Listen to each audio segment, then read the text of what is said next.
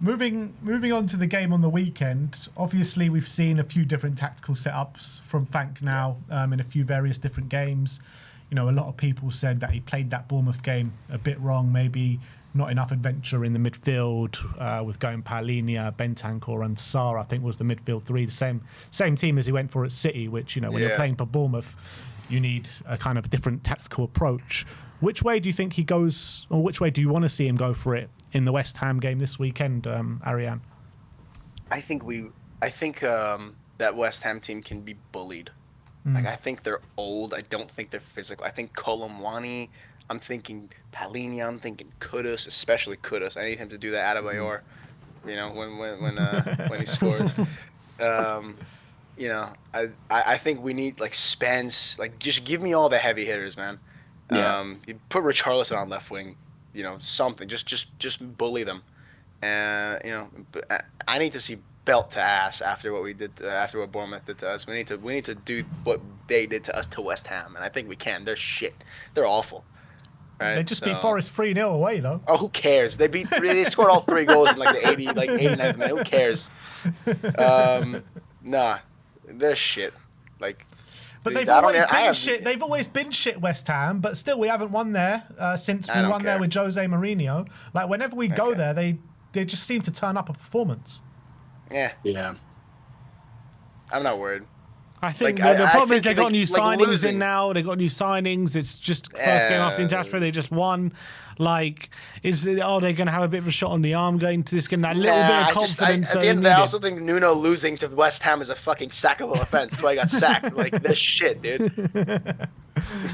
What kind of midfield 3 brains do you want to see going into this game?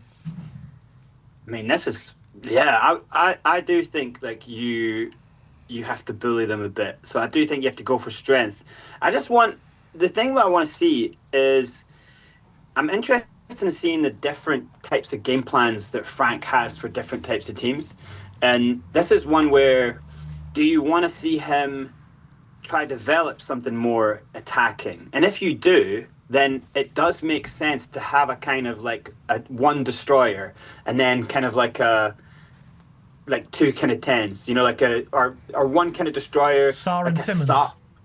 Sarr and Simmons, something like that. Yeah, that might be like a Palhinha and a Sarr and Simmons, and then maybe second half, if just to kind of to not blow play, to get them to go give their all, and then maybe if it's not working, bring a Bentancur on for Palhinha or a Bentancur on for Sarr. I think Palhinha for me is a starter, one of the first names on the team sheet, just because I think it allows you to go and play expansive football. So, but yeah, I mean, I also think Bergval's a very strong player. I was going to say, I think Bergval has to start this game. Actually, I think he has to start. If anything, I think especially because of the international break SARS had, I think we give him a little rest. I think because he's been playing 90 minutes. Did he play 290? We're resting players for West Ham now. All right. Oh, yeah, definitely. Yeah, rest everybody. But Palhinha has to start, Bentancur has to start, Sarr has to start, Bergval has to start, Simmons they all has have to start. Just start 13 players. Palhinha, Bergval, Simmons. I like that midfield. Well, I think if you are starting Simmons, I think maybe then you have to go for something a little bit. Because it's all about partnerships, right? So then I think you probably need 2 players who are very good together, who understand each other clearly. So that maybe tells me Bentancur and Palhinha make a lot of sense. Maybe.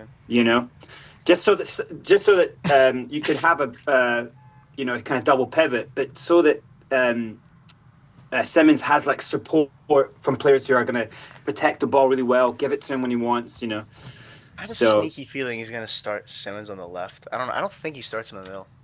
Really? I have a feeling because I think we're missing a lot more quality on the left than we are even in the middle, even though we don't have a proper creative mid. But I think what Brand was talking about earlier about we don't need a Christian Eriksen in midfield. I think we can still create with Bergval, Sarr, Palhinha. I think we can do that, and I think we have such a well-drilled, this midfield that we have has been well-drilled. They've played all together all season in training, these guys. I think we probably do more damage by just slotting in Simmons and do something. I think, on the contrary, you put him on the left, we can be like, just go 1v1, you're a creative player, and then we can let him be a bit of a maverick, because that's a bit more of like a 1v1. We know this guy has quality. I have a feeling he just puts him on the left, Kudus on the right, Colomani in the middle, now and then ask Graham Potter, yeah, what the fuck do you want to do now, bitch? Right? Do something. We'll Do you take your feel we retirement can? right here. Do you reckon we're going to see 2 debutants in Kolo Muani and Simmons this weekend? I think Colomani is so strong, so fit to the Premier League, and he's been working for a week. He doesn't have any international games in him. I think he's like nailed. I feel like we have to see him. I just think it makes so much sense. Maybe we won't, but it's one of those things though that managers do like to kind of give a little bit of props to their starting players who are in form. So I think he might be a bit worried about Richarlison's, why would he not start type thing, Yeah. So, but you got to remember as well, we got Villarreal coming up on Tuesday, Wednesday. We've got 2 games a week for the rest of the month. Was it Tuesday or Wednesday? Oh, Tuesday. Yeah, that's true. Tuesday. So that's very true. Yeah. He's got to pick. So I think Richarlison on the weekend, Muani on the Champions League night, I reckon. I feel like the other way around. Yeah, I think it could be the other way around. Yeah, I feel because Richarlison, he played yesterday. I mean, he's going to come back a bit later. Has played quite a bit. I just feel he might. I mean, look, I could be wrong. I feel he could be on the bench for West Ham, then starts. I mean, guessing depends on how Muani does on the weekend. But maybe I think Richarlison's going to kick up a fuss. I think he starts Richarlison and he brings Muani on like 70 or something, and gives him some minutes. He's got to play. He's got to play at some point. You want him to feel that vibe. But I think the thing with Simmons that the more and more I think about it is that I just want to see him in the centre, just because a part of me doesn't think that he's right for a Frank system in the centre. But then, that can he not do that Damsgaard role? Is he not? Is that not what he's been brought in That's what I mean. for? That comparing him to Damsgaard, that's the player who I don't think he's anything like. Because Damsgaard, it comes deep and he runs and he's the most running player that you'll ever see, like highest runs in the Prem last season. Whereas and he's not a like a magic moment guy. He's like a really beautiful passer of the ball, but he's not he's just super effective. He's not a flair player. He isn't a flair player. Whereas I think you kind of need to, you've got to let Simmons start there, but if it doesn't go well, it could be a problem. We want to see it, but he needs a bit of space to get the ball on a half turn. If he does that in the first, you can just know I will be sitting there with the biggest smile, because as soon as he rolls the first player, he'll go to levels in his head, but because that's what we want to see. But the whole question is, but can Simmons, with his body type, can he roll DMs and centre backs from this league? And that's where I think that could get in his head if he doesn't. But if he does it, then it could be on. So I think it's worth risking him. Euros, right? I think bodied Rice in the Euros. Yeah. Right. So I think he did, but he was coming in with the momentum, and Rice was off balance, so he kind of pushed him from behind. Whereas now DMs will be coming into his back. Nah, Brains, he's got the beating of Rice for the rest of his life now. That's it. Yeah. Forever. But we should just rest him for Arsenal whenever we play him, just so we always have that moment. Right. Also, I think it works having him. You know how with Ange, Madison would always pick up the ball on the left side of midfield. I kind of think it could work that way, where you have a kind of double pivot that moves across and just gives him all this space to work with, so that it's not completely centre, but it's a free rein to go across the pitch, but also he can take up left side positions. So even if he was put on the left wing, I just think that's still something he can play. He can come deep, pick up the ball, and then I also think he's got the runs as well. So you don't have a conventional left winger, but you have someone who can do a lot of damage on the left side. I think if you put him on the left, especially let's just say put him on the left, and he plays however he plays, and then maybe we're 2-0 up, and you bring in an Odebert for Bentancur, and then you move him in midfield, and then you put Odegaard on the left. I think there's so many ways that we can give him a little bit of a trial, just see what he's gonna do. But I think it makes a lot more if we are gonna throw him in. It's not really guaranteed that he plays because he just came back from international break. He hasn't trained yet. But I think especially because of all those things, if we are gonna play him, I think it makes a lot more sense to put him at left wing. Where I'm not saying left wingers aren't tactically aware, but I think there's a lot less to do in terms of like knowing because the midfield rotation is going to be a lot more like. And you get a bit more need to be space. well You get a bit drilled. more space out wide. Yeah, a lot more individualism out on the wing, and we're like, okay, you have just go out there and do your thing, right? It's Wan-Bissaka. It's not an easy one, but you can go in and around him, like, do your thing. Yeah. So that may be better for his confidence on a first game. Yeah, I agree. I actually think West Ham. I don't want him going 1-on-1 against Wan-Bissaka because Wan-Bissaka's a very good 1-on-1 player. Wan-Bissaka is quite good 1v1. So maybe playing him just down the middle where I look at who they have in the middle: Souček, Ward-Prowse. No, who's that? Is their midfield? It's that Argentinian guy. Is their BM, Guido Rodriguez. Yeah, isn't that him. Right? I think he'll be looking at thinking I can get around these guys. I think he'll be looking at thinking I think you see the midfield because what's their midfield is like Guido or Souček and then Ward-Prowse and but I know Souček is strong, but like Guido, Ward-Prowse, are they much stronger than midfielders he would have been coming up against in the Bundesliga? Nah, I don't think. Yeah, I think you're right about that. I'm not worried. I'm telling you, West Ham are shit. It's not. Today they just announced the signing of Fabianski. Oh, did they? West Ham. Yeah. Lucas Fabianski back at the London Stadium. After just a month after they released him. Oh god. They signed him again? Yeah. What the? Their keeper's that bad, Hermansen. Yeah, Hermansen's awful. We need to put him under pressure. That's what we got to do. Fabianski's return game. He's going to turn set pieces. Just target that Hermansen. They will. Man. They will. You know they will. You're going to get Van der Ven trying to get up in his face from the set piece, and I think we'll score set piece this weekend for sure. If Van der Ven learns how to jump, dude. Oh my god. So I think there's like the main question marks in the team. But is there any part of you that wants to see a doggy back at left back in space of Jed Spence? Spence is so good right now. I think it'd be like so rude to drop Spence right now. At some point we're going to have to give Spence his respect. Like when he comes in, he'd always be like a stopgap for Udogie, and then Udogie come in and get injured. It's like sit down, relax for a bit, spend time building your body back up. Spence has got this, and arguably, Spence is just a better defensive player, like shielding the ball. I don't know, I would not remove Spence for Udogie right now. I think Bowen's their biggest threat, isn't he? Bowen's their biggest threat, so if you can lock him down. I guess we can talk against about Bowen especially. He's a left footer, Spence a right footer as well. Like it just makes. We can talk about how shit West Ham are, but that's their key strength, the both flanks. Not just Bowen, but they got Paquetá on the other wing as well, which will have Fernandez in the 10 probably. And Paquetá and Bowen have been their best players so far. I mean, I think Paquetá's had a goal contribution in every game so far. So yeah. But Paquetá is also like the reason they lost like 2 goals to Chelsea. Yeah. So, he's lazy. Yeah. He's not really a winger as well, but that kind of worries me in a way because he's not a winger, so he's not going to be out wide. But does that mean he drifts inside and outnumbers our midfield? He's going to be a hard player to mark for sure. Yeah. That's the problem. They're just not good enough. I think but if you lock Bowen down, they struggle. They're going to struggle. Yeah. And so I think the doggy probably comes in, I think the doggy probably comes in on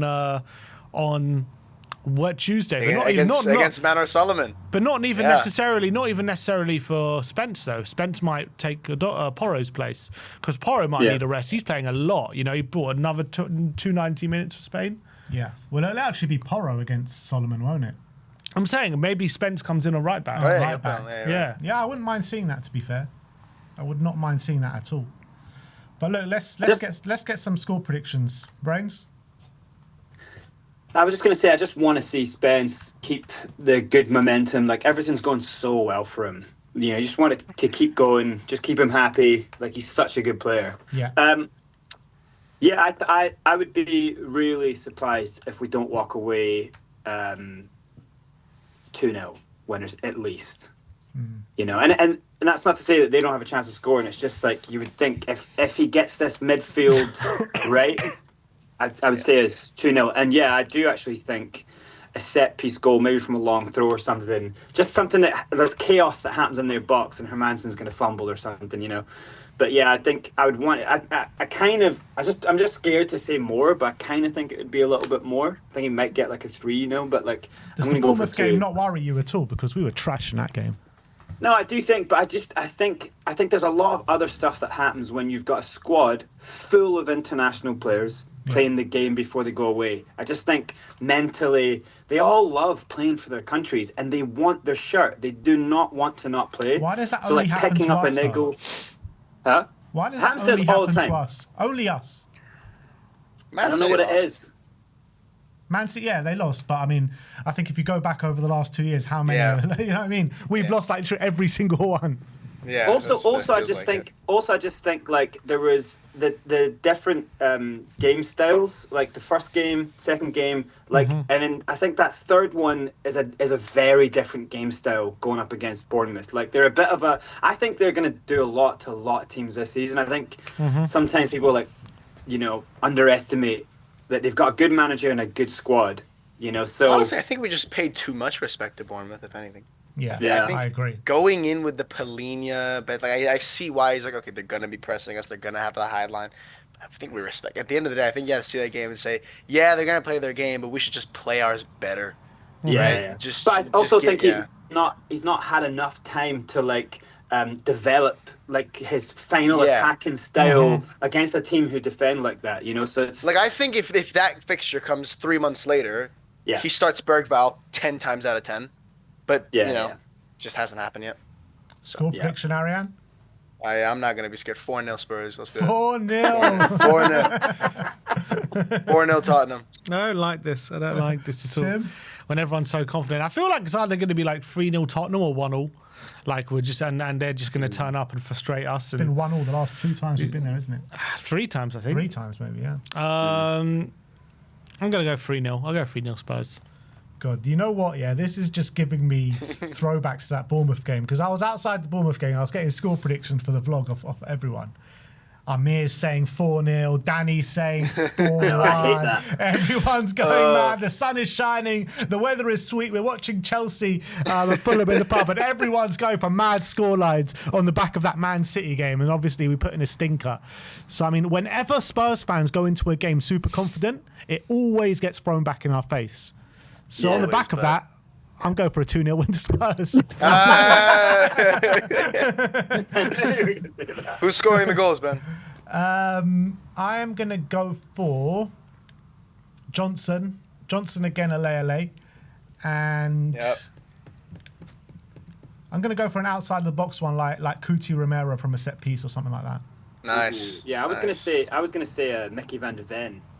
From like some sort of set piece type thing. It's going to fall to him. He's just going to smash it. Well, what about running half the pitch and smashing it? Yeah, that would be good. Well, and I fancy Richarlison to get a goal as well. I fancy Paulinho again. I don't know why. Paulinho again. I Get him in your Paulinho fantasy again. team, mate. Surely he's good for. I was going to say the same, Ben. I was going to say Romero. I think definitely Romero. Give me a Kudus brace. And Kudus is definitely scoring, for sure. Kudus, give me a brace, and then give me a Kilman own goal. You know what? Max Kilman own goal. We didn't even talk about that kind of element to the game because it's gonna be a cauldron of hate for Mohamed Kudus. It's gonna be like, Is that something he's gonna thrive in, or is he gonna buckle? In it. Well, based on what? I think he's gonna thrive. I mean, I think the kind of player he is, where like he's like a brute force physical, he's also technically amazing, but he's just such a he's just gonna outstrength whatever. Who's their left back? It was Emerson, but he's gone. Oh, Juff. No, he just left. Yeah, Juff.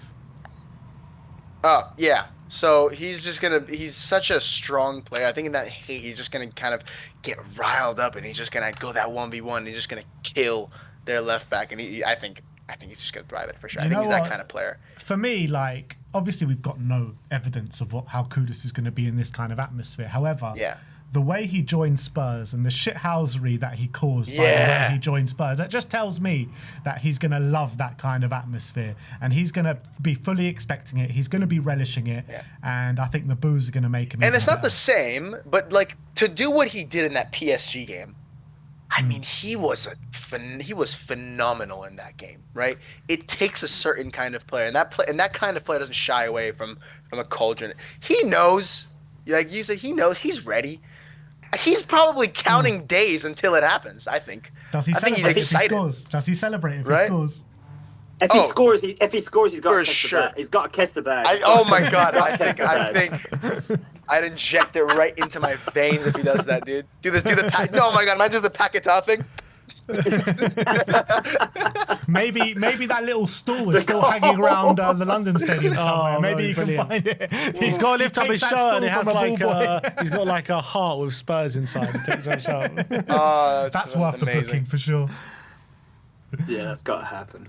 It's going to be good. But what do we reckon? Do you reckon they'll do something for it, West Ham fans, like some sort of, I don't know, banner or something, Judas, balloons or something? They'll do the old Soul Count. They'll get a bunch of balloons, or they'll have a banner. They had, because they had, even for the first game of the season, they had banners. Yeah, away game. Yeah, in an away game. So they'll have. He'll be like the pantomime villain. It's going to be like, but someone's a hell of an atmosphere. Someone's going to kick a lump out of him. Yeah, for sure. Bowen probably.